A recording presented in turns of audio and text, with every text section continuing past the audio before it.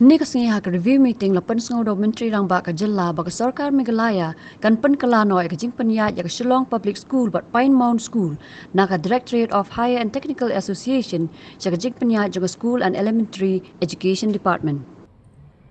Also, the Pine Mount School and the public schools that are in Meghalaya. These have been historically maintained or were under the jurisdiction of the Directorate of Higher Technical Education. As you're aware, these are all schools up to class 12, and in Meghalaya, all the schools up to class 12 are under the Directorate of School Education and Literacy. So therefore, a decision was taken in the cabinet that the Pine Mount School and the public schools should also come under jurisdiction of the RESL instead of the DHTE. So that decision also has been taken today.